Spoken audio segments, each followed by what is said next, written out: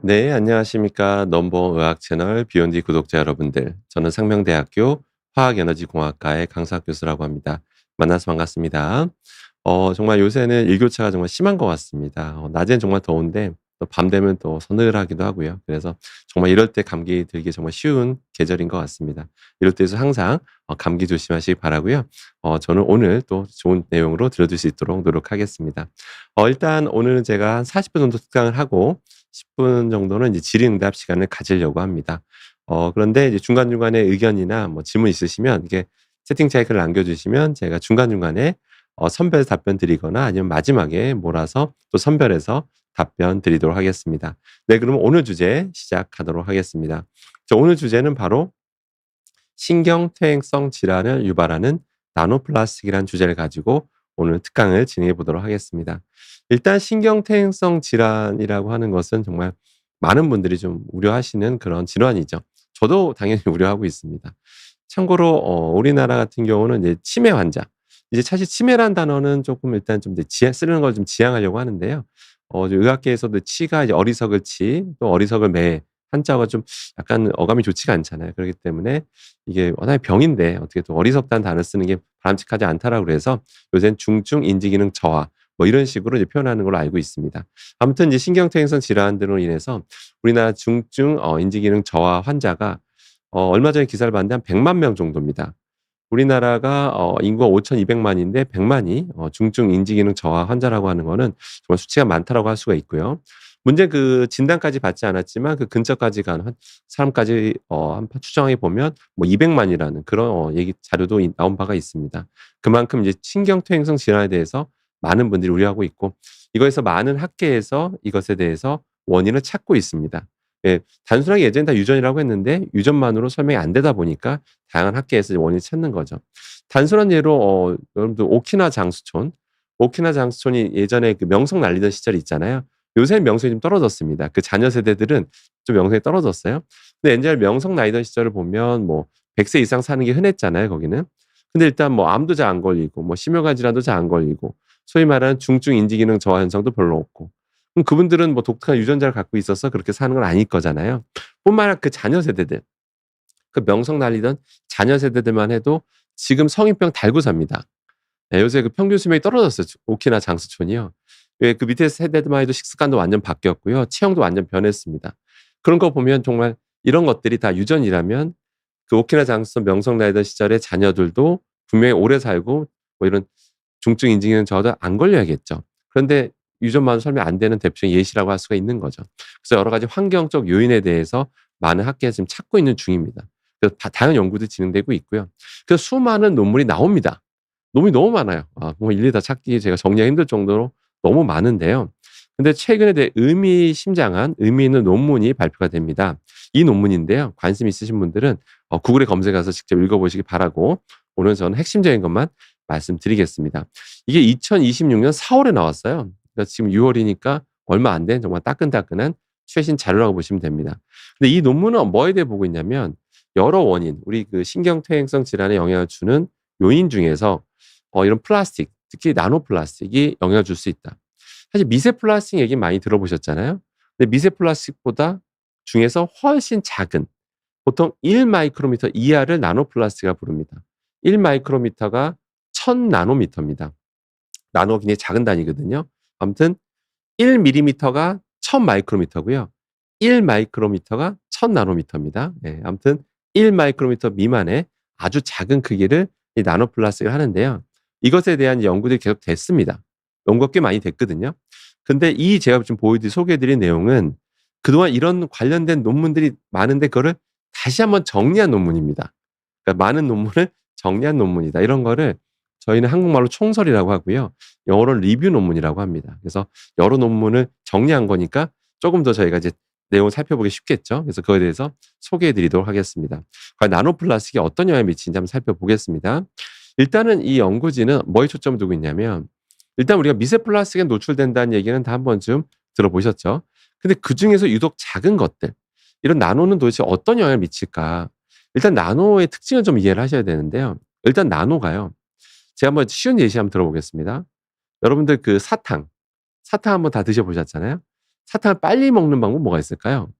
일단 빨아먹는다는 걸 기준 전제하에 빨리 먹는 방법, 녹여 먹는 방법은 깨물어 먹는 거죠. 일단 한번 깨문 다음에 빨아 드시면 굉장히 빠른 속도로 녹게 됩니다. 예. 그건 저희는 반응 속도가 늘어났다고 빨라졌다고 얘기를 합니다. 쉽게 왜 근데 왜 한번 깨물면 왜 더 빨리 녹는 걸까요? 표면적이 늘어나서 그렇습니다. 바로 침과 닿는 표면적이 늘어나게 되죠. 그러니까 더 빠른 속도 녹아내릴 수밖에 없는 거겠죠. 한마디로 뭐냐면 이런 식으로 나노가 된다는 얘기는 뭐냐면 어떤 물질이 잘게 쪼개지면 아주 잘게 쪼개지면 어떻게 될까요? 표면적이 늘어나게 됩니다. 마치 사탕이 깨물었을 때 표면적 늘어나는 것처럼 미세 플라스틱도 쪼개지며 아주 작은 나노 플라스틱 가면 표면적은 더 늘어나게 되겠죠. 표면적이 늘어나면 반응성은 더 증가하게 됩니다. 그게 중요한 겁니다. 반응성이 증가한다. 이렇게 보시면 됩니다. 자, 게다가 작잖아요. 문제는 얘가 뭐라고 했죠? 작다는 거죠. 너무 작다는 거죠. 작으면 우리가 먹었을 때 흡수가 될까요? 안 될까요? 당연히 흡수가 됩니다. 예, 당연히 흡수가 됩니다. 뭐 이건 실험 결과 다 있습니다. 임상 결과 다 있어요. 여러분 지금 이걸 시청하고 계신 구독자님의 피를 뽑잖아요. 피를 가지고 정밀 검사를 하면 그 안에 미세 플라스틱이 떠다니고 있습니다. 예, 이거는 뭐 실제 외국에서도 이미 뭐 검증 끝난 그런 내용입니다. 근데 문제는 미세 플라스틱이 그 혈액에서 나온다는 얘기는 무슨 얘기죠? 먹었을 때 우리 혈액으로 넘어간다는 얘기겠죠. 근데 더 중요한 건 뭐냐면 덩치가 큰 거는 흡수가 안 돼요. 결국엔 다 변으로 나오는데 아주 작은 것들은 이제 혈액으로 넘어간다고 이제 알려져 있는데 더 큰 문제는 특히 더 이 작은 거, 너무 작은 이 나노 플라스틱은 생체 장벽을 통과한다라는 거죠. 생체 장벽 통과 너무 잘하는데 이게 세포 내부까지 침투해 들어간다는 겁니다. 이미 실험 결과는 다 있습니다. 게다가 미토콘드리아까지 침투되더라. 특히 크기가 작은 것들은. 일반 큰 뭐 10마이크로미터 이상 뭐 되는 미세 플라스틱은 그 정도까지 걱정할 필요 없는데 이렇게 유독 작은 것들은 우리가 세포 내부까지 들어가는 것까지를 우리가 우려해야 된다라는 겁니다. 이게 팩트예요. 이건 이미 검증 끝난 겁니다. 자, 그래서 이 연구진이 이제 많은 자료를 이제 한번 종합해 본 거예요. 과연 우리 몸속에서 이런 미세 플라스틱, 나노 플라스틱이 관찰되는 건 맞다면 도대체 이거의 원인은 뭐냐? 그냥 압도적 1위는 바로 음식과 물이랍니다. 여러분 충분히 예상한 그대로입니다. 바로 음식과 물이다라고 보시면 됩니다. 예, 물도 중요합니다. 예, 음식. 일단 배통인 생수병. 여기서 생수병은 플라스틱 생수병, 바로 페트병을 말하는 겁니다. 저번에도 여러분들 이렇게 텀블러 들고 다닙니다, 여러분들. 예, 텀블러. 최대한 저도 쓰레기도 줄일 겸 또 미세 플라스틱 섭취도 줄일 겸 텀블러에 물을 담아 다닙니다. 예, 정수기 물을 담아 다녀요. 이렇게 말씀드리면 아니 정수기 필터도 플라스틱인데 미세 플라스틱 많은 거 아니냐 하시는데요. 정수기 들어가는 필터는 일반 플라스틱이 아닙니다. 엔지니어링 플라스틱이라 부르는데요. 그건 기회적 물성이 되게 좋아서 그런 어지간한 그 정도 압력에서는 그렇게 막 수십억 개, 막 수십 개, 막 수만 개의 미세 플라스틱 뿜어져 나오는 그런 소재가 아닙니다. 가끔 떨어져 나온다고 말씀하신 분들이 있는데 그런 건 다 큰 것들이에요. 떨어질 수는 있죠, 오래되면. 근데 예, 그건 다 사이즈가 커서 흡수될 가능성이 낮고요. 그다음에 필터는 다행인 건 주기적으로 교체한다는 거죠. 여러분들 코디네이터 분들이 오셔서 주기적으로 교체해 주시잖아요. 그렇기 때문에 그렇게 걱정하실 필요는 없습니다. 근데 다만 이제 미네랄도 많이 걸러지니까 뭐 죽은 물이다 이런 말도 있는 건 사실이죠. 그다음에 플라스틱 포장 식품들. 예, 플라스틱 포장 우리 식품도 많이 우리 접하잖아요. 뭐 예를 들어 볼까요? 여러분들 당장 과자 가끔 드시잖아요. 그죠? 예. 저도 뭐 가끔 뭐 누가 주면 먹습니다. 근데 당장 그 실험 결과도 있었죠. 어떤 실험 결과가 있었냐면 그 새우깡, 꽃게랑 가지고 실험한 적도 있었어요.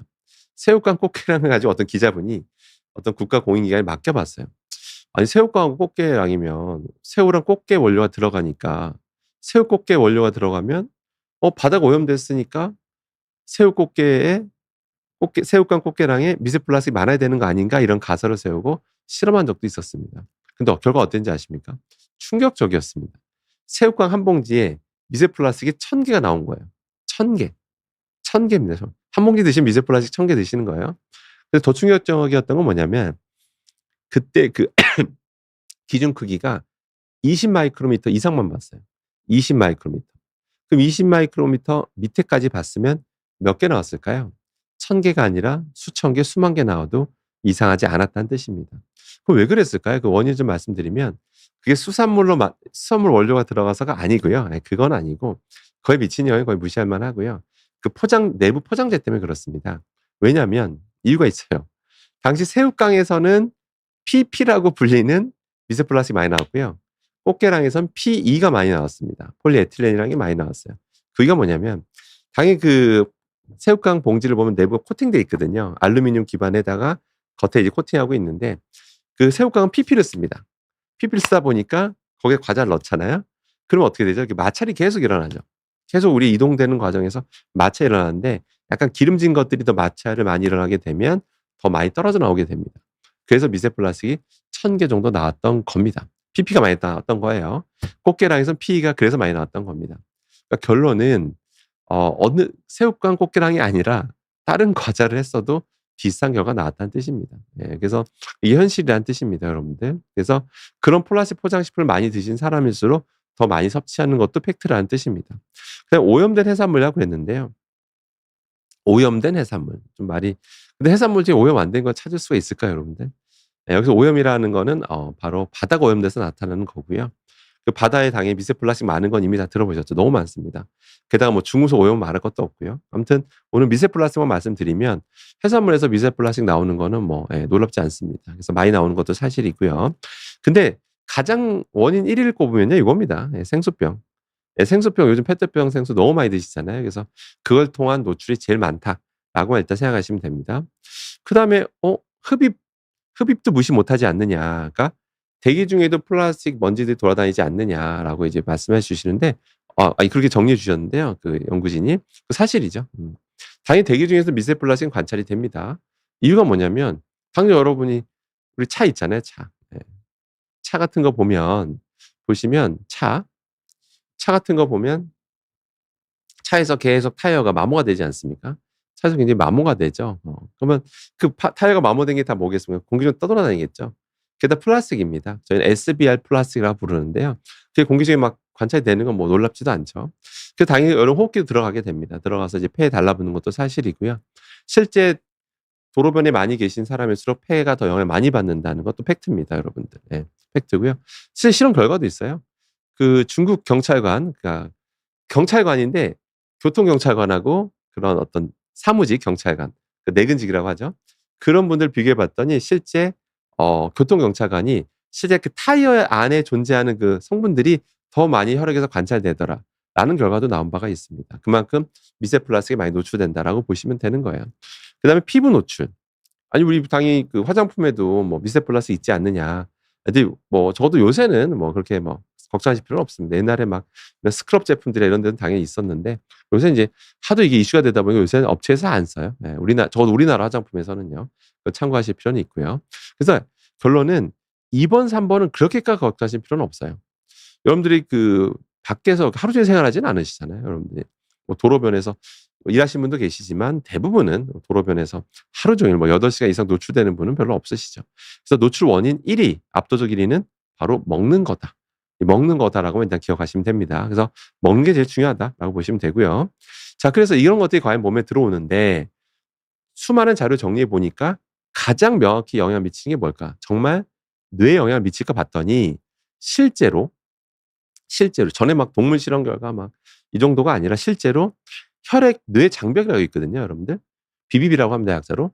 혈액 뇌 장벽을 진짜 통과하더라. 그러니까 정말로 돌다가요.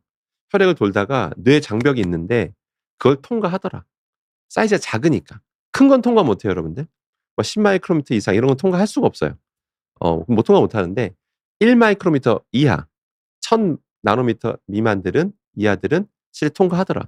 근데 통과에 뭐 그렇다 쳐도 뇌 축적만 안 되면 되잖아요. 그런데 실제 뇌에 축적되더라. 이게 명확하다라는 겁니다. 여러 자료를 보니까. 논문 하나만 나왔으면 좀 의심해 봐야 되거든요. 근데 더 지켜봐야 되는데 여러 논문에서 그게 나오더라. 그래서 결과적으로 축적돼서 또 영향 안 주면 상관이 없잖아요. 그죠? 근데 제가 아까 뭐라고 말씀드렸죠? 반응성이 증가합니다. 나노 사이즈가 될수록 크게 될수록 반응성이 증가해요. 그러다 보니까 덩치 큰 게 신경쇠 붙어 있는 거랑 작은 게 여러 개 다다다다 붙어 있는 거랑 다르겠죠. 다른데 실제로 신경세포를 손상시킨다는 게 명확히 드러납니다. 예, 여러 자료를 종합한 겁니다. 실제로 어디 축적되는가 또 구체적으로 또 그것도 밝혀놨어요. 바로 해마, 손의 전전두엽 이 세 개에 특히 축적이 많이 되더라라는 것을 명확하게 정리하고 있습니다. 여러분들 이것만 봐도 끔찍하지 않습니까? 특히 손에도 축적된다라고 하니까요. 다음 증상. 과연 이게 축적이 됐을 때 뇌 축적이 됐어요. 신경세포에 영향을 줬어요. 그럼 과연 증상은 어떻게 되느냐라는 것들 이제 종합적으로 보니까 충격적인 결과들이 정리가 됩니다. 바로 뭐냐면 여러 자료를 종합해 보니 일단 명확하게 드러나는 것만 말씀드릴게요. 기억력 저하가 나타나더라. 네, 기억력 저하가 나타나더라. 뭐 동물 실험 보면 생쥐 같은 경우에는요. 뭐 이런 무슨 미로 같은 거 빠져나오는 것만 해도 완전 떨어지고요. 명확하게 영향을 받습니다. 기억력 저하 나타나고요. 학습 능력이 확실히 떨어지더라. 공간 인지 기능이 떨어지더라. 또 심한 경우입니다. 이건 또 그다음부터 심한 경우인데 약간 불안 행동이 증가되더라. 운동 기능 저하되는 건 뭐 말할 것도 없고 심한 경우에는 후각까지도 영향을 주더라. 여기서 제일 심각한 거는 바로 뭐였죠? 기억력 저하에 영향을 준다라는 거죠. 이게 핵심입니다. 신경세포에 영향을 받다 보니까요. 그다음 메커니즘까지도 연구진이 이제 정리를 합니다. 뭐냐면 도대체 왜 그러는 걸까? 신경세포에 영향 주는 건 맞는데 왜 영향 주는 걸까?라고 봤더니 실제 실험을 해 보니까 활성산소가 과도하게 생성되더라. 그러니까 미세 플라스틱이 이게 붙었어요. 뇌에 축적되면서 활성산소가 과하게 생성되더라 이거예요. 과하게. 활성산소가 당연히 여기서 생기는 건 이상한 게 아닌데 너무 과하게 생성되더라. 그러면서 어떤 일이 벌어지냐면 미토콘드리아에 영향을 주더라. 손상시키더라. 심지어 ATP 생산을 감소시키더라. ATP가 에너지원이죠. 그 생산을 감소시키더라. 심지어 세포막도 손상이 되더라. 그러니까 덩치 큰 건 괜찮았어요. 다시 말씀드리지만 작은 것들이 따닥따닥따닥따닥 붙어 있을 때 세포막에 손상을 일으키고 DNA까지 영향을 주더라. 손상을 일으키더라. 이러다 보니까 결과적으로 신경세포가 다 손상되면서 기억력 저하까지도 영향을 주는 게 명확히 드러났다라는 거죠. 네. 염증 경로도 활성화되더라 이거예요 결과적으로. 네. 더 충격적인 결과는 뭐냐면 여기까지도 놀랍지만 더 충격적인 건 뭐냐면 이 연구진이 자료를 종합해 보니까 어떤 게 있냐면 이 나노플라스틱에 많이 노출된 사람일수록 또 많이 노출된 동물일수록 장내 미생물을 이 나노플라스틱이 교란시키더라. 장내 미생물이 굉장히 중요한 거 여러분 다 들어보셨죠? 장내 그 세균들 종류가 크게 세 가지입니다. 유익균, 유해균, 중간균이 있어요. 유익균, 유해균, 중간균. 중간균은 뭐냐면요. 상황에 따라서 유익균이 되기도 하고 유해균이 되기도 합니다. 그러면서 어떤 균형을 맞추는 건데요. 아무튼 문제가 뭐냐면 이 미생물이 참 균형이 되게 중요해요. 유해균이 무조건 사라진다 좋은 건 아닙니다, 여러분들. 유익균, 유해균, 중간균이 균형을 이루는 게 중요해요, 여러분들. 자, 그런데 이 균들이 미생물들이 굉장히 종합적인 영향을 미치는데 몸에 뭐 그런 효소 있죠. 체내 효소 종류 많거든요. 5천 종이 넘는데 그런 거 만드는 데도 기여한다라고 알려져 있고요. 우리 몸의 뭐 항상성에도 뭐 기여한다라고 알려져 있죠. 아무튼 수많은 영향을 미치는 게 장내 미생물. 그래서 장 건강이 전체 몸의 건강을 좌지우지한다. 이런 얘기도 다 한번 좀 들어보셨을 겁니다. 다 과학적 근거가 있는 얘기죠. 그런데 이 나노플라스틱에 많이 노출된 사람일수록 미생물이 교란되더라. 특히 교란 중에서 특이한 게 뭐냐면 바로 유익균이 감소하더라. 균형을 이루고 있어야 될 게 그 유익균이 줄어들더라. 비율이 줄어든다는 거를 또 명확하게 여러 논문에서 그걸 찾아내고 정리해 놨습니다. 정말 놀랍지 않습니까, 여러분들? 그러니까 한마디로 의외로 단순해요. 먹으라고 만든 거 아니면 안 먹는 게 정상입니다. 상식이고요. 너무 당연한 거죠. 네. 이런 미세 플라스틱 정부가 먹으라고 말한 적도 없고요. 먹으면 안 되겠죠. 자, 그래서 차근차근 정리를 해 볼게요. 안 좋다는 건 이제 명확하잖아요. 너무 명확하죠. 자, 그래서 일단 페트병 생수는 최대한 자제하셔야 됩니다. 최대한 자제하셔야 됩니다. 무조건 자제하시고요. 텀블러. 저 텀블러 하나만 여러분들 들고 다니셔도 외출하실 때 물 담아서 들고만 다니셔도 현저하게 미세 플라스틱 노출을 줄일 수가 있습니다. 근데 미세 플라스틱만 줄어드는 게 아닙니다, 여러분들. 뭐냐면 이 페트병 생수 같은 경우는 미세 플라스틱 외에도 이렇게 보통 이 편의점에서 우리 많이 구매하잖아요. 근데 이런 것들 보면 어디서 보관하죠? 보통 이게 너무 많은 소비되다 보니까 편의점 안에 보관할 장소가 없잖아요. 그러니까 어떡하죠, 여러분들? 기본적으로 밖에다 보관합니다. 밖에다 보관을 많이 해 놔요. 그러다가 이제 하다가 이제 다시 냉장고에 보관하죠. 이런 경우가 많은데 그때 햇빛에 직사광선에 계속 노출되다 보면 뭐가 발생하냐면 실제 알데히드류도 발생합니다. 발암물질이에요. 이거 제가 여러분 과장하고 오버하는 게 아닙니다. 이거 감사원 결과입니다, 작년. 작년 대한민국 감사원에서 한번 여러 가지를 이제 환경부가 잘하고 있나 없나 감사를 한 거예요. 그랬는데 감사에서 이제 정밀 이제 분석을 해본 거예요, 저런 거에 대해서. 페트병 생수 워낙 소비를 많이 하니까. 근데 감사원에서 실험해 보니까 햇빛에 직사광선에 많이 노출됐던 페트병일수록 그 안에 발암물질들이 나오더라. 알데히드류들이. 그래서 환경부에다 지침 내리라고 한 거예요. 감사원에서 환경부한테 "저 절대 어떻게든 해결책을 마련해라." 그래 가지고 환경부에서 작년 여름 이후에 그 지침이 내려옵니다. 그 지침이 뭐냐면 바로 "차광포를 씌워라." 보관할 때 페트병 생수 보관할 때 차광포를 씌우라고 합니다. 예, 그게 규정입니다. 근데 여러분들 돌아다녀 보세요. 여러분들 이렇게 밖에 돌아다니다 보시면 편의점 많잖아요. 전 세계 1 위입니다. 우리나라 편의점 숫자가 전 세계 1 위입니다. 예. 인구당 1 위가 아니라 압도적 절대적 숫자가 1 위입니다. 그만큼 편의점이 많잖아요. 거기 페트병 생수 지금도 밖에 진열해 보관하잖아요, 밖에다가. 그거 불법입니다. 이제 불법입니다, 여러분들. 예. 작년 여름 이후에 불법입니다, 불법. 근데 여전히 그런 것들을 많이 보게 되죠. 그런 것들이 밖에 내놨다가 나중에 이제 냉장고에 채우는 거죠. 네. 그래서 여러 가지 측면에서 좀 소비를 줄이실 필요는 있어요. 그런다고 절대 안 먹어야 되냐? 안 먹는 게 맞는데 저도 그런데 불가피할 땐 먹습니다. 예. 당연히 저도 뭐 텀블러 들고 다니지만 텀블러가 물에 다 떨어졌어요. 그럼 마셔야 되잖아요. 그죠? 안 마실 수는 없잖아요. 길 가다가 너무 더운데 살아야 되잖아요, 저도. 그땐 마십니다. 예. 그냥 그렇게 하지만 이렇게만 해 주셔도 여러분들 현저하게 사용량을 줄일 수 있다라는 거 꼭 참고하시기 바라고요. 그다음에 이런 거. 이게 뭐죠, 여러분들? 네, 여러분들. 이런 플라스틱 용기인데 보관 용기인데 특히 이런 거. 이게 뭐죠? 스티로폼 느낌 나는 플라스틱 있죠? 이걸 PS라고 하는데요. 폴리스타이렌이라고 합니다. 폴리스타이렌인데요. PS가 특히 PS에 관련된 미세 플라스틱 연구가 정말 많이 됐습니다. 제일 많이 됐어요, 여러분들. 이런 PET 플라스틱보다 PPP보다 오히려 더 많이 됐습니다. 근데 이거에 대해서는요. 많이 먹었을 때 오늘 뭐 신경계통 얘기만 하고 있지만 사실 뭐 암과 관련돼 있는 위암세포가 빨리 자란다든지 이런 연구가도 있고요. 그래서 최대한 안 먹는 게 최고입니다. 예. 그게 상책이고요. 그래서 근데 이런 것들이 스티로폼 느낌 나는 건 왜 특히 뭐가 문제냐면 저게 PS라는 플라스틱을 발포 과정을 거쳐서 안에 기공을 많이 만들었어요. 기공을 많이 만들다 보니까 상대적 기계물성이 떨어져 있어요. 거기다 기름진 게 닿은 상태에서 마찰이 일어나면 더 많이 떨어져 나옵니다. 제 추정이 아니라 실제 그렇습니다. 그렇기 때문에 저런 거에 직접 뜨거운 걸 직접 닿는 거는 바람직하지 않습니다, 여러분들. 꼭 그걸 명심하셨으면 좋겠어요. 그래서 제가 만두 드시지 말라는 게 아니잖아요. 오해하시면 안 됩니다. 제가 뭐 만두를 먹지 말라는 게 아니잖아요, 내용이. 그러니까 이런 거 굳이 포장할 필요 있냐 이거죠. 그래서 직접 가서 드시라는 얘기입니다. 그러니까 배달 좀 줄이자. 그리고 업계에서 자꾸 이런 류의 플라스틱은 PS에 뜨거운 거 담는 그런 문화는 이런 거는 조금 이제 좀 자제를 해야 된다라고 좀 저는 그렇게 믿고 있습니다. 그래서 그렇게 돼야 되고요. 여러분들이 사용량을 줄이시면 이것도 사용량이 여러분 이런 거를 제작하는 양도 줄어들 것이라 확신합니다. 자, 그다음에 랩에 대해서 얘기를 안 할 수가 없는데요.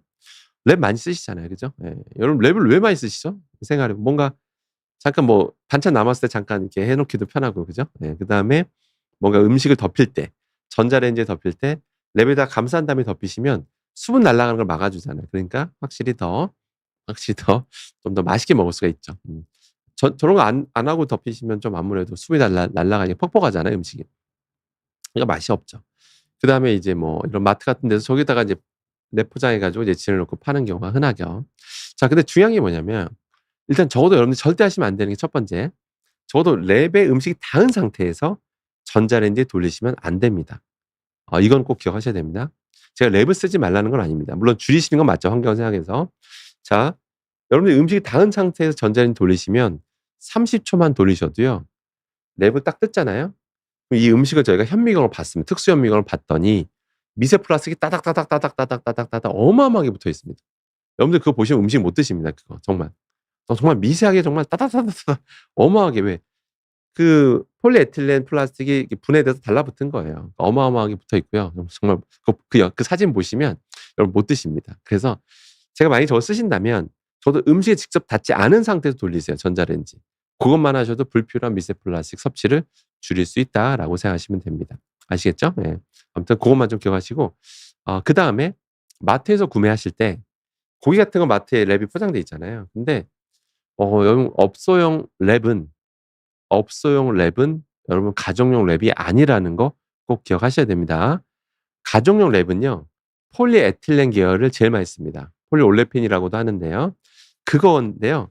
업소용 랩은 딴 거 써요, 여러분들. 업소용 랩은 대부분 PVC 랩을 씁니다. PVC 랩이 훨씬 좋습니다. 안 쓸 수가 없어요. 왜냐하면 쫙쫙 늘어나고요. 잘 붙고요. 게다가 습기도 안 찹니다. 지금 이 사진 보세요, 여러분들. 되게 선명하게 보이죠, 음식이. 만약에 여기 스키차 있다고 생각해 보세요. 여러분들 이거 음식 살 것 같아요? 안 삽니다. 선명하게 보이게 하기 위해서 당연히 PVC 랩을 쓸 수밖에 없습니다. 네, PVC 랩을 쓸 수밖에 없습니다. 그럼 PVC 랩에 대해선 뭐 가스 이슈가 있지만 오늘 가스 얘기를 좀 떠나서 플라스틱 얘기만 할게요. 기름진 게 오래 다 있잖아요. 기름진 게 지방 성분이 많은 게 또 오랫동안 접촉한 상태에서 오래 있다 보면 그 상태에서 탁 뜯었을 때 당연히 미세 플라스틱이 다닥다닥 붙을 수밖에 없습니다. 너무 당연한 거고요. 그래서 결론은 집에 오시게 되면 마트에서 그걸 구매하셨다면 당연히 좀 랩가리를 하세요. 랩가리 그냥 그렇게 접촉된 상태에서 냉장이나 냉동 보관한 상태에서 뭐 '다음 주에 먹어야지.' 이런 생각보다는 드실 만큼만 구매하시는 게 제일 좋고요. 그다음에 오래 보관하셔야 되는 경우라면 그게 고기가 오랫동안 접촉되는 게 안 좋다고 했죠? 그래서 그냥 집에 오자마자 벗기세요. 그래서 가정용 랩으로 교체하세요. 그리고 차라리 보관하세요. 그게 그나마 낫습니다. 그리고 가급적 고기가 직접 안 닿게 하는 게 제일 좋다라는 거 꼭 기억하시는 게 좋습니다. 이해되시겠죠, 여러분들? 그래서 꼭 이런 랩에 대해서는 주의가 필요하다라고 보시면 됩니다. 그다음에 종이컵. 종이컵 많이 쓰시잖아요. 그죠? 예. 이런 특히 평소에 잘 안 쓰시던 분들도 이런 매장, 커피 매장 이런 데 가면 저기다 뜨거운 게 담아지잖아요. 근데 일단 저희가 실험을 해 보면 찬물 담는 거는 미세 플라스틱 발생하는 정도가 좀 적긴 해요. 굉장히 적습니다. 일반 미지근한 거는 찬물 넣으면 상대로 떨어지는 건 굉장히 적습니다. 예. 그런데 뜨거운 걸 붓는 거는 많이 떨어져 나옵니다. 어쩔 수가 없어요. 예. 그렇기 때문에 뜨거운 걸 뜨거운 걸 담으면 좀 떨어진다라는 거 좀 참고하실 필요는 있습니다. 예. 그것도 그래서 폴리에틸렌 그런 미세 플라스틱이 좀 떨어지는 건 어쩔 수 없는 현상이다라고 보시면 되겠습니다. 그다음에 보통 뜨거운 걸 시키면 커피 뚜껑이라고 하죠. 그게 좀 담겨져 있잖아요. 근데 그걸 벗기는 것만으로도 이 그 온도가 빨리 식잖아요. 예. 예. 그러면 상대적으로 떨어져 나오는 게 좀 더 덜하긴 합니다, 상대적으로. 예. 그래서 그것도 참고하실 필요는 있습니다. 자 여기 뭐 질문 하나 받고 갈게요. 우리 김병훈 님께서 "건강검진으로는 아무 이상 없는데 항상 피곤한 것도 미세 플라스틱 그 이유일까요?" 그럼 만성 피로에 대해서 그거는 이제 당연히 주치의가 아마 판단해 주실 걸로 판단이 되는데요. 근데 그냥 오로지 화학한 입장에서만 그냥 결과를 기반으로 좀 말씀드리면 저는 미세 플라스틱 많이 노출될 경우 당연히 덩치 큰 건 여러분 걱정하실 필요 없다고 했죠? 다 빠집니다. 예. 덩치 큰 걸 먹어도요. 그냥 흡수 안 돼요. 그냥 다 빠집니다. 덩치 크다는 기준은 150 마이크로미터입니다. 150 마이크로가 넘는 건 먹어도 아무리 먹어도 흡수가 안 됩니다. 예, 그냥 다 변으로 빠진다라고 보시면 되고요. 근데 문제는 지금 작은 것들이 다 흡수되니까 지금 제가 이렇게 말씀드리는 거잖아요. 저런 것들이 어떤 다양한 염증 반응 다양하게 일으키고 너무 활성산소 너무 많이 일으키고 활성산소가 너무 많아지고 그런 결과도 이미 차고 넘칩니다. 미세 플라스틱에 의한 그런 결과들이 차고 넘쳐요. 예, 당연히 이런 활성산소가 그런 것들이 많이 쌓이다 보니까 이런 만성 피로까지도 영향을 준다라는 결과가 있는 거 맞습니다. 예. 물론 지금 김병훈 님의 만성 피로 원인이 이것 정말 미세플라 때문이다라고 볼 수는 없겠죠. 예. 그거는 당연히 정밀 검진을 받아 보셔야 될 내용이겠지만 잠을 푹 주무셨는데도 그렇다면 뭔가 원인을 찾으셔야겠죠. 그건 당연히 주치의한테 그거는 당연히 검진을 받으셔야 되는 걸 텐데요. 그런데 이런 미세플라스틱도 원인은 맞다. 원인이 될 수 있다라고는 생각하시면 되겠습니다. 왜 그런 경우가 너무 많다라는 거죠. 그래서 항상 이런 얘기 많이 들어보셨을 거예요. 신선식품을 많이 먹어야 된다는 말 다 들어보셨죠? 예, 그거는 저 같은 화학하는 사람 입장에서 이런 수많은 독성 자료를 종합해 보면 사실이에요. 예. 상대적으로 그런 가공식품보다는 신선식품 비율이 높을수록 상대적으로 몸이 건강해질 수밖에 없다라는 건 팩트입니다. 옛날 그 오키나 장수촌 분들 제가 예를 들었잖아요. 오키나 장수촌 분들 보면 항상 신선식품 위주로 드시잖아요. 뭐 거창한 걸 먹지도 않잖아요. 신선식품, 정갈한 음식 비중이 높다라는 것도 팩트입니다. 예. 아무튼 그렇게 이해하시면 되고요. 그다음 그래서 또 이제 주의사항 또 말씀드리면 보시는 것처럼 또 이런 거, 또 제가 이런 것 좀 자제하라고 말씀드립니다. 제가 뭐 가급적 컵라면보다는 그냥 라면 좋아하시면 그냥 집에서 봉지 라면이 그나마 낫다라고 좀 말씀드리고요. 저런 컵라면 용기는 두 종류가 있습니다. 하나는 종이 기반의 폴리에틸렌 코팅한 게 있고 보시는 것처럼 스티로폼 느낌 나는 용기가 있어요. 이 두 가지가 대부분이라고 보시면 되는데 저는 이런 스티로폼 느낌 나는 용기는 좀 이제 안 팔았으면 좋겠습니다. 예, 정말 전 라면 업계에 강하게 건의를 합니다. 예, 정말 이제 이 용기를 안 썼으면 좋겠어요. 차라리 종이 기반의 폴리에틸렌이 낫다. 그 이유가 뭐냐면 이게 지금 이런 스티로폼 느낌 나는 게 아까 PS라고 했었죠. 폴리스타이렌. 이게 기공이 많아요. 발포 과정을 거치다 보니까 기계적 물성이 약하다고 했죠. 거기다 뜨거운 물을 붓고 라면 먹다 보면 당연히 마찰이 많이 일어납니다. 용기랑 마찰이 많이 일어나겠죠? 그러면 더 많은 양이 떨어져 나옵니다. 하필 문제가 되는 PS 미세 플라스틱도 많이 나오고 게다가 잔류하고 있는 스타일렌 성분도 나오게 됩니다. 그게 몸에 안 좋고 뭐 정제에도 영향 주고 안 좋습니다. 정부는 아이 그래도 뭐 극미량이니까 뭐 그 정도는 괜찮지 않냐 이렇게 보기도 하는데 그냥 안 먹는 게 낫습니다. 예, 스타일렌 성분 지속적으로 노출됐을 때 좋을 거 하나도 없습니다. 그래서 어차피 미세 플라스틱 노출된다면 차라리 종이컵 기반의 폴리에틸렌 코팅이 그나마 좀 낫다라고 봅니다. 왜냐하면 적어도 스타일엔 이슈는 없거든요. 그래서 게다가 또 얘는 기계적 무속이 굉장히 약하기 때문에 이런 마찰 등에서 잘 떨어집니다. 그래서 각종 이런 거 좀 용기들은 좀 감쪽 구매 좀 자제하시는 게 좋고 여러분들 이런 걸 안 드시게 되면 업계에서는 안 망해요. 업계에서는 용기 바꾸면 됩니다. 예, 용기 바꾸면 돼요. 아까 말한 종이 기반으로 바꾸면 됩니다. 근데 업계에서 왜 안 바꾸느냐? 이유는 있다라고 합니다. 예. 어떤 분이 질문했어요. "왜 이거 안 바꿔요?" 라고 했더니 용기가 바뀌면 맛이 바뀝니다. 용기가 바뀌면 맛이 바뀌어서 용기를 못 바꾼다라고 합니다. 예, 그게 팩트입니다, 여러분들. 실제 여러분 의심스러우시면 한번 해 보시면 돼요. 이런 거 이거 사셔 가지고 이 내용물을 꺼내서 일반 스테인리스에 옮겨서 라면 끓여 드셔 보세요, 뜨거운 물 부어서. 맛이 다른 걸 느끼실 겁니다. 그 이유가 뭐냐면 환경 호르몬이 맛을 바꾸는 게 아니고요. 그 열 보존력 때문에 그래요. 열 보존력이 맛에 영향을 미칩니다, 여러분들. 그렇기 때문에 열 보존력 때문이다. 그래서 이거 용기를 바꾸게 되면 업계에서는 레시피를 새로 찾아야 되는데 그 찾는다는 게 원래 이 스티로폼 느낌이 났을 때 그 맛이 찾는다는 게 정말 보통 일이 아닙니다, 여러분. 찾는다는 게 뭐 하루 이틀 만에 찾을 수 있는 것도 아니고 엄청난 시간이 소요되다 보니까 감히 엄두가 안 난다라고 합니다. 아무튼 그게 현실이고요. 그다음에 좀 슬픈 현실을 말씀드리면 바로 이런 수산물. 저도 수산물 좋아합니다. 예. 좋아하는데 잘 안 먹어요. 예. 좋아하는 것과 다른 거죠. 예. 좋아하는 것과 많이 먹는 건 전 별개라고 봅니다. 예. 좋아할 수 있죠. 어떤 게 맛있으면 좋아할 수 있잖아요. 예. 예를 들어서 제가 코카콜라 옛날에 십몇 년 전에 좋아했었어요. 예. 굉장히 좋아했었어요. 지금도 좋아는 합니다. 근데 안 먹어요. 좋아는 해요. 그런데 끊은 지 한 13년 정도 된 것 같습니다. 예. 13년 전. 예. 13년 됐어요. 정말 전 탄산음료 안 먹은 지 13년 됐는데 좋아하냐고 문다면 좋아한다고 말할 겁니다. 하지만 저는 안 먹거든요. 끊었어요. 근데 수산물도 좋아합니다. 좋아하는데 저한테는 별미입니다. 안 먹는 건 아니에요. 먹긴 하는데 별미입니다, 별미. 그러니까 별미라는 게 뭐 한 달에 이거 매일 무조건 수산물 놓고 먹어야 된다 그런 건 아니고 먹더라도 양을 좀 줄이고 가끔 먹는 가끔 같이 모임이 있다 보면 일식집에서 많이 모여요. 그러니까 그런 게 정말 가끔 있거든요. 예. 그러면 모이면 그냥 먹는 양을 좀 조절하는 편입니다. 예.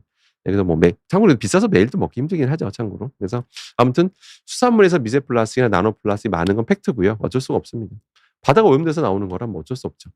근데 상위 포식자로 갈수록 높게 나오는 것도 팩트입니다. 상위 포식자로 갈수록. 그렇기 때문에 상위 포식자 뭐 그런 거 상대적인 상위 포식자일수록 높게 나온다라는 거. 특히 뭐 상어라든지.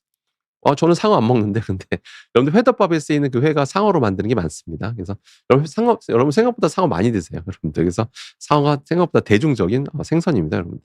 그다음에 연어도 상대적인 상위 포식자다라고 보시면 됩니다, 여러분들. 중간 결론 좀 말씀드리면 안타깝게도 미세 플라스틱 우리가 많이 노출된 건 사실인데 특히 그중에 작은 것들 나노 플라스틱이 신경계통의 독성이 있다라는 게 명확하게 밝혀진 만큼 먹으러 만든 게 아닌 이런 플라스틱들은 먹지 않도록 최대한 노력이 필요합니다. 그럼 정부는 뭐 하는 거냐 이렇게 말씀하실 수도 있는데 정부가 아직까지는 이런 미세 플라스틱이나 나노 플라스틱을 유해 화학 물질로 지정한 건 아닙니다. 유해 화학 물질로 지정을 했다라면 어떤 규정이 생겼겠죠. 예를 들어 볼게요. 예를 들어서 페트병 생수 업계는 반드시 미세 플라스틱이 나오는 게 어쩔 수 없다면 1ml당 뭐 10개 이내로 나와야 된다. 또는 5개 이내로 나와야 된다. 그런 지침을 마련했겠죠. 그런 규정이나 법이 마련됐겠죠. 근데 그런 건 없습니다. 제일 재밌는 거는 전 세계 어디도 없습니다. 전 세계 어디에도 미세 플라스틱 관련된 어떤 규정이라든지 법 같은 게 아직은 없어요. 그 이유가 첫 번째, 아직은 이런 연구들, 미세 플라스틱 나노 플라스틱 연구들이 좀 독성이 연구된 게 역사가 그렇게 길지가 않습니다. 몇 년 안 됐어요, 사실은. 최근 5년간 폭발적으로 나오고 있습니다. 예전에도 있긴 했었죠. 있었는데 폭발적으로 연구 결과 전세적으로 나온 거는 최근 5년, 5년에 나오고 있어서 이런 결과들이 쌓이면 그때도 정부가 이제 어떤 지침을 마련할 걸로 보입니다. 근데 더 중요한 건 뭐냐면 안타깝게도 저런 나노 플라스틱 이런 걸 검출하는 방법 있죠. 검출하는 방법이 여러분들 충격적이게도 표준화된 방법이 없습니다. 놀랍지 않습니까? 표준화된 방법이 없어요. 예를 들어서 어떤 물 안에 나노 플라스틱이 얼마나 있는지 살펴보려는 방법들이 전 세계적으로 표준화된 방법이 없습니다. 그럼 논문들은 뭐냐라고 질문 주실 텐데 학자들이 본인들이 알고 있는 지식선에서 그나마 최선이라 생각하는 방법으로 분석법으로 분석을 해서 결과를 내놓는 거예요. 근데 분석하는 방법들이 조금씩 다 달라요. 조금씩 다 다릅니다. 물론 그것들이 나름대로 합리적이긴 하지만 완벽하게 표준화된 방법은 아니라는 거죠. 그러다 보니까 논문마다 결과들이 다 달라요. 특히 개수들이 다 달라요. 똑같은 거 가지고 해도 개수가 다 다릅니다. 예, 분석하는 방법이 달랐기 때문이다라고 보시면 됩니다. 그래서 아직까지는 표준화된 방법이 없다. "저 쉽지 않냐?"라고 생각할 수 있는데 그렇지가 않아요. 왜냐하면 나노 플라스틱만 해도요. 이게 나노면요. 입자면 붙었다 떨어졌다 붙었다 떨어지기도 해요. 또 붙었다가 새로운 크게 만들어지기도 하고 이 과정이 이 메커니즘 생각보다 이 거동이 복잡합니다. 그래서 명확하게 분석하는 게 생각보다 어려워요. 예, 굉장히 어렵다. 그래서 이 표준화된 방법을 찾기 위해서 지금 전 세계적으로 노력하고 있다라고 보시면 됩니다. 그래서 우리나라도 하고 있어요. 그래서 언젠간 찾아지게 되면 표준화된 방법이 딱 나왔어요. 그럼 이제 이제 뭔가 이제 또 독성 결과도 많이 쌓이면 이제 정부가 지침을 내리겠죠. "이 표준화된 방법으로 점검해라." 예를 들어 페트병 생수 업체한테 이거 이 방법으로 검사를 해라. 자체적으로 검사를 해서 뭐 1ml당 5개 이상 나오면 안 돼라고 어떤 지침을 내릴 거라고 보입니다. 저는 반드시 그렇게 될 거라고 확신합니다. 그러니까 그때 가서 뭐 약간 뭐 '이제부터 바꿔야지.' 이런 생각보다는 미리 이렇게 독성 결과가 쌓이고 있는데 미리 조심할 필요가 있겠죠. 그렇기 때문에 반드시 아까 제가 지침 드린 거 있죠? 주의사항들 잘 지키시기를 바라겠습니다. 질문 하나만 받고 갈게요. 카트님께서 "교수님 나중에 식단 좀 공개해 주세요. 돈 좀 받고 싶어요."라고 하시는데요. 제가 사실은 제 개인 유튜브 채널도 있는데요. 뭐 또 여기저기 제가 출연하면서 이렇게 이런저런 말씀드리면 가장 많이 나온 댓글 중에 하나가 "뭐 먹고 먹을 게 없다. 먹을 게 없고 먹을 게 없고 뭐 또 거꾸로 뭐 교수님은 뭐 드시고 사시냐?"라는 그런 질문들도 참 많이 받습니다. 그런데 사실 제가 식단을 공개해 봐도 아마 여러분 실망하실 겁니다. 그냥 별 대단한 게 없어요. 그러니까 여러분 드시는 건 똑같습니다. 똑같은데 다만 뭔가 화학적으로 안 좋은 게 있는 걸 알잖아요, 뭔가. 뭔가 안 좋은 게 많은 음식들은 의식적으로 줄이려고 노력합니다. 완전 끊으려고 노력하면 여러분 사회생활하기 힘들어요. 솔직히 말씀드리면 힘들어요. 예를 들어 제가 구운 고기 안 좋다고 말씀드렸는데 저 근데 그거 먹습니다. 근데 즐겨 먹지는 않아요. 근데 다 같이 먹으러 뭐 숯불구이집에 갔어요. 따라갑니다. 예, 뭐 괜히 저 때문에 이제 분위기 망칠 수 없잖아요. 그래서 가긴 가는데 먹는 양을 조절하는 거죠. 그다음 튀김 안 좋은 거 다 들어보셨죠? 예, 그것도 화학적으로 안 좋은 거 정말 많이 생겨요, 튀긴 거에는. 근데 그걸 아니까 저 치킨을 먹지만 가끔 먹는 별미라는 거죠. 한 달에 한 번 먹을까 말까 한 별미라는 거죠. 게다가 제가 학교에 있으면 이제 학교에 있는 그 교직원 아니 그러니까 그 구내 식당이 있잖아요. 구내 식당 가면 여러분 식당이 요즘 다 뷔페식입니다. 제가 반찬 고를 수 있어요? 그럼 반찬 고를 때 요즘 학생들 보면 학생은 진짜 많이 고르거든요. 특히 뭐 튀긴 거 반찬들 많이 나오면 학생들은 튀긴 거 반찬을 막 진짜 쌓아 놓고 뭐 탕수육이라면 엄청나게 쌓아서 이제 먹습니다, 학생들은. 근데 전 아니까. 전 학생만큼 젊지도 않잖아요. 학생은 다 20 대인데. 그러니까 의식적으로 그런 걸 남들 10개 집을 때 저는 뭐 한 2-3 개만 고른다든지 한 2 개만 고른다든지 이렇게 하는 거죠. 그다음에 수산물 반찬이 나왔다? 그러면 남들도 이만큼 쌓아 놓고 먹을 때 저는 약간 일부만 던다는 거죠. 그러니까 약간 이런 겁니다. 그러니까 '뭔가를 절대 안 먹어야지.' 이런 생각하시면 생활하기 너무 불편하세요. 근데 오히려 '아 저게 좀 안 좋은 게 좀 있어? 그러면 의식적으로 좀 줄여야지.' 이렇게 생각하는 게 제일 편합니다, 여러분들. 그렇게 생각하시면 돼요. 예, 그래서 일단 기본적으로 근데 가장 좋은 거는 기본적으로 먹는 양 자체가 좀 적어야 되긴 하더라고요. 예. 아무리 자료를 봐도 예, 소식이 좋다는 얘기 다 들어보셨죠? 예, 저도 아무리 자료를 찾아봐도 화학적으로 어떤 미친 영향들 이렇게 찾아봐도 소식하는 게 최고이긴 하더라고요. 그러니까 기본적으로 적게 드시면 유해 물질 먹는 양도 줄어들고 몸에서 이론 여러 작용도 일어나더라고요. 대표적인 거 하나 말씀드리면 먹는 양만 좀 평소보다 좀 줄이셔도요. 몸에서 리토콜산 농도가 높아집니다. 화학 어떤 물질이 농도가 높아져요, 리토콜산이. 그게 뭐 항산화 작용도 하고 여러 가지 유익한 작용을 하더라고요. 그래서 기본적으로 적게 먹는 게 제일 좋고 그다음에 안 좋다고 하는 건 좀 줄이자. 완전 끊는다. 그럴 필요는 없다고 봅니다. 참고로 제가 절대 안 먹는 거 진짜 이거는 다들 제가 아까 안 좋다는 건 섭취량 줄이라고 말씀드렸는데 그럼 절대 안 먹는 게 있냐라는 이제 질문 주신다면 절대 안 먹는 게 있긴 있어요. 이건 내가 진짜 절대 안 먹는다라는 거 몇 개만 소개해 드리면 먼저 첫 번째 탄산음료, 콜라, 사이다, 제로 음료 이런 것도 절대 안 먹습니다. 절대 안 먹습니다. 예, 절대 제 돈 주고는 안 먹습니다. 제 돈. 누가 줘도 맛보라고 해도 안 먹는 거네. 그 탄산음료. 그 이유를 말씀드리면 뭐 탄산음료야 뭐 굳이 뭐 왜 안 먹는지야 뭐 여러분 다 아실 테니까 건너뛰면 제로 음료수도 왜 안 먹냐면 제로 음료수라는 게 이거 다 거기 인공 감미료 들어가 있고 설탕 없으니까 뭐 괜찮은 거 아니냐?"라고 질문 주실 텐데 실제 칼로리가 적게 잡히는 건 맞습니다. 거의 0에 가깝게 잡히는 것도 맞고요. 그 자체만으로 살은 찌기가 어려워요. 그런데 재미있게 하나 해 드리면 제로 음료수라고 인공 감미료 들어간 거 많이 드시게 되면 살이 안 빠집니다. 예. 희한하죠. 칼로리가 0 인데 살이 왜 안 빠질까요? 이건 수많은 연구 자료가 뒷받침하고 있습니다. 이런 논문도 있어요. 인공감미료 역사가 오래됐잖아요. 그러니까 사람들은 이제 추적 조사를 한 거야. "진짜 다이어트 효과가 나는가?"라고 했더니 다이어트 효과가 안 나더라. 안 납니다. 전 그 이유를 정확히 압니다. 제가 산 증인이기 때문에. 제가 그런 탄수화물료 일단 그런 달달한 거 끊은 지가 13 년인가 14년 넘었다고 말씀드렸는데 제가 옛날에 거의 중독자 수준이었던 적이 있습니다. 이런 탄수화물료도 중독자 수준이었어요. 하루에 뭐 대여섯 캔씩 먹는 게 뭐 그냥 일상이었으니까요. 그 이유가 뭐냐면 미국 갔더니 미국에 유학 갔었을 때 미국에서 그 당시에 한 식당 가면 뭐 "물 마실래? 콜라 마실래?" 물어봐요. 물값이랑 콜라값이 똑같았어요 참고로. 물값에서 돈을 받는 경우가 많았습니다 식당에서. 그럼 당연히 물값하고 콜라값이 똑같으니까 콜라를 당연히 골라 먹었었죠 밥 먹으면서. 그렇게 먹으니까 이게 중독이 된 거예요. 원래 단맛은 중독됩니다 여러분들. 그래서 한국 돌아와서도 막 엄청 먹던 시절이 있었죠. 그랬더니 어떻게 되냐. 그 자체로 살찌는 것보다 여러분들 식습관이 완전히 엉망이 됩니다. 단맛에 길들여지잖아요. 그럼 뇌가 그 보상 시스템이 기억을 하잖아요. 그러니까 점심 저녁 먹을 때 자극적인 것만 먹어요. 그 먹는 양이 엄청 늘어납니다. 왜? 그 단맛에 계속 느끼는 것에서 쾌감을 느끼니까 예. 그걸 계속 찾게 되니까요. 그러니까 못 끊어요. 그 탄수화물 먹었을 때 단맛 수준까지 그 쾌감을 느껴야 되니까 더 먹는 양이 늘어납니다. 그래서 실제 제가 지금 몸무게 80kg 정도 되는데요. 제가 100kg에 육박했던 적이 있습니다. 안 믿기시겠지만 100kg에 육박했던 적이 있어요. 그때 사진 보면 아마 제가 나중에 한번 공개 한번 하도록 하겠습니다. 100kg에 육박하던 적에 몸이 이런 체형이 아니었습니다. 습관이 엉망이 돼요. 그래서 탄수화물만 끊었더니 이렇게 됐습니다. 그래서 정상으로 돌아왔죠, 여러분들. 제로 음료도 똑같습니다. 제로 음료 암만 많이 드셔보십시오. 많이 먹어봤자 다이어트가 안 나는 게 그 단맛이 뇌가 기억을 해버리니까 식습관이 좋을 수가 없어요. 저도 이게 학교에 있다 보니까 그런 이제 학생들 많이 보잖아요. 제로 음료수 달고 있는 친구들 보면 대부분 보통 이렇게 체형들이 너무 지금 약간 좀 안 좋은 좀 안 좋아 보이니까 몸에 좀 상태가 안 좋은 경우도 참 많이 봅니다. 건강하지 않은 좀 약간 좀 습관에 신경 써야 되는 그런 친구들이 많이 보이거든요. 그래서 '입맛을 버린다.'라고 그냥 보시면 됩니다. 그래서 절대 안 먹는 거는 이런 약간 제로 음료수나 청량 음료수 이런 거 안 먹는 게 첫 번째고요. 그다음 두 번째는 뭐냐면 절대 안 먹는 거. 절대 안 먹는 거는 바로 그 아까 말한 그 사발면 있죠. 저는 라면을 뭐 한 달에 한 번 먹을까 말까 거의 안 먹는데 저는 사발면 그 용기 중에서 그 PS 스티로폼 느낌 나는 건 안 먹습니다. 스티로폼 느낌 나는 건 안 먹는다. 약간 이제 고렇게 생각해 주시면 될 것 같습니다. 스티로폼 느낌 나는 거.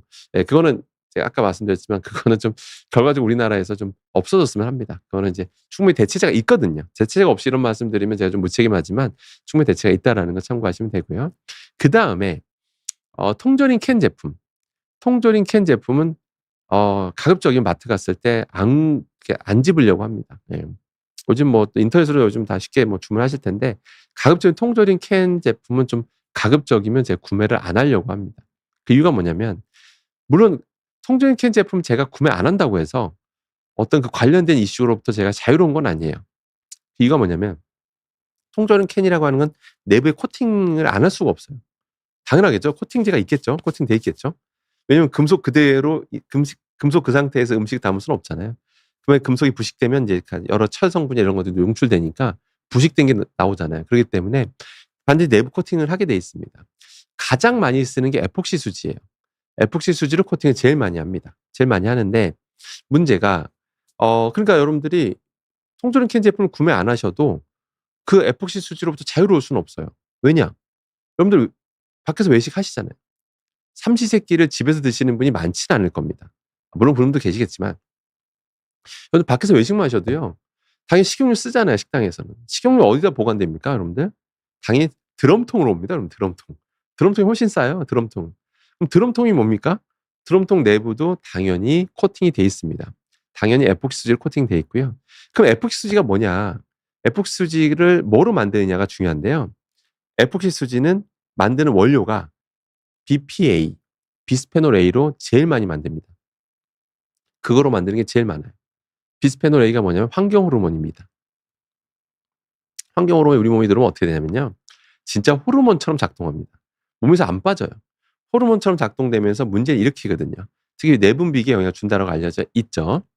그럼 어떤 분이 이렇게 얘기하세요. 아니 거기서 BPA가 빠져나올 수 있지만 아유 그 농도가 너무 적어서 아이 괜찮아. 이렇게 말씀하시는 분도 계세요. 그런데 그렇게 단순하게 말을 못 하는 게 최근에 그 독성학자 에나소토 연구팀이라고 에나소토라는 그 박사님이 되게 유명하신데 독성학으로 그분이 한번 실험을 해 봤어요. 했더니 뭐냐면 굉장히 저농도 정말 보통 일반적으로 실험하는 농도의 200만 분의 1로 낮춰서 한번 실험을 해 봤어요.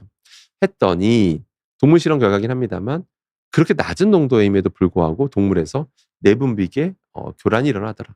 그런 결과를 최초로 공개해서 화제가 됐던 적이 있었습니다. 그러니까 먹으러 만든 거 아니면 안 먹는 게 맞아요. 네. 그럼 왜 용출되느냐? 어쩔 수가 없어요. BPA로 만들다 보니까 이게 좀 잔류하는 게 있습니다. 예, 반응 안 하고 잔류하는 게 있어요.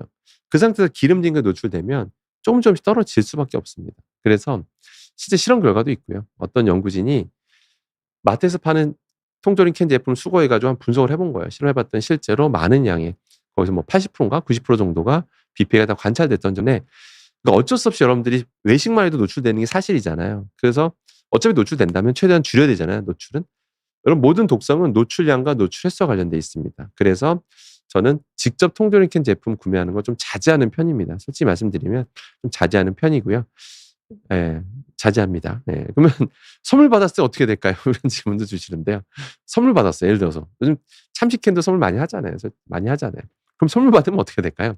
버려야 될까요? 그건 또 아니잖아요. 버리는 건 좀 그다음에 제가 뭐 싫어하는 사람한테 선물로 줍니까? 그것도 아니잖아요. 예. 그것도 아닌 것 같고 저는 만약에 선물 받는다면 당연히 저도 받죠. 선물 주는데 그걸 거절할 수는 없잖아요. "아 저는 통조림 캔 제품 안 먹어서." 이런 말을 할 수는 없잖아요. 그래서 사회생활하면서. 그런데 그나마 좀 팁을 알려드리면 그래도 좀 유통기한은 보십시오. 유통기한을 보시고 유통기한이 좀 많이 남은 것들은 그나마 드셔도 그나마 괜찮다. 그나마. 근데 유통기한이 얼마 안 남았어요. 예를 들어서 1 년도 안 남았다. 예 그런 건 드시지 마십시오 가급적이면.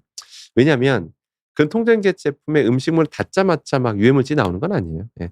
오랜 시간이 음식이 노출될수록 서서히 조금씩 계속 빠져나오는 거기 때문에 아무래도 오래 노출됐던 제품일수록 BPA 농도가 높게 나온다. 이것만 기억하시면 됩니다. 그래서 제조된 지가 얼마 안 된 거면 그나마 괜찮다라고 일단 생각하시면 됩니다. 그나마 괜찮다는 뜻입니다. 게다가 그거 참치캔을 김치찌개에 넣었다. 보통 그렇게 많이 드시잖아요. 그러면 갑자기 국물을 안 드시는 겁니다. 원래 국물 많이 먹으면 안 좋다는 건 다 아시잖아요. 그래서 어차피 그렇게 팔팔 끓이는 과정에서 이 안에 있는 성분들이 막 일단 그 기름층 참치캔 내 기름층에 그러니까 BPA가 상대적으로 많아요. 그렇기 때문에 국물까지 드시는 건 안 좋고 그리고 팔팔 끓이는 과정에서 혹시 그 내용물 안에 살코기 안에 있던 것도 좀 빠져나오는 게 있거든요, 이것저것. 그래서 훨씬 더 살코기 위주로 드시는 게 제일 낫다라고 이제 보시면 좋습니다. 그래서 통조림 캔 제품은 저는 좀 구매를 좀 안 하는 편이다. 선물 받으면 대신 버리진 않는다. 예 이렇게만 좀 생각하시면 될 것 같습니다. 그래서 절대 안 먹는 건 아까 말씀드린 탄산음료 절대 안 먹고 그다음에 저는 스티로폼 기반의 사발면 그다음에 통조림 캔 제품은 가급적이면 구매를 좀 자제하는 편이다. 그리고 마트에서 한 가지만 더 말씀드리면 마트에서 랩 포장된 반찬들 실제 여러분들 모든 반찬을 집에서 다 해 드시나요? 그거 쉽지는 않잖아요. 정말 예 그건 정말 어렵습니다. 그러신다면 정말 부지런하신 분이고 대단하신 분인데 대부분 어느 정도는 반찬을 마트에서 구매하신 분도 많으실 겁니다. 아니면 배달시키거나요. 근데 당연히 랩 포장돼 있잖아요, 그런 반찬들이. 랩 포장돼 있을 텐데 가급적이면 저는 구매할 때 너무 기름진 거, 너무 기름진 거에 반찬 중에 기름진 거 딱 보이잖아요. 그런 거에 랩 포장에 직접 음식물이 직접 다 있는 랩 포장된 것들은 가급적이면 구매를 좀 자제하는 편이다. 예. 그리고 반찬 중에서 누가 봐도 저거 좀 뜨거운 거 그러니까 요리를 하고 나서 그게 뜨거운 상태였을 것 같은데 그거를 담아서 랩 포장인 걸로 보이는 것들 추정되는 것들 있죠. 그런 것들도 가급적이면 안 합니다. 예. 그거 좀 그게 뜨거운 열기가 있는 상태에서 랩 포장한 거잖아요. 그러니까 혹시 그런 거라면 가급적인 구매를 자제하는 편이다라고만 여러분들 참고하시길 바라겠습니다. 예 아무튼 금요일 오전 11시 이렇게 사실 접속하기 힘든 시간대인데도 불구하고 많은 분들이 또 접속해서 또 의견 주시고 또 경청해 주셔서 너무 저도 힘이 났습니다. 너무 감사드리고요. 또 즐거운 주말 보내시고요. 저는 다다음 주 목요일 그러니까 6월 셋째 주 목요일 오전 11시에 다시 건강한 모습 찾아뵙겠습니다. 다음에 또 뵙겠습니다. 감사합니다.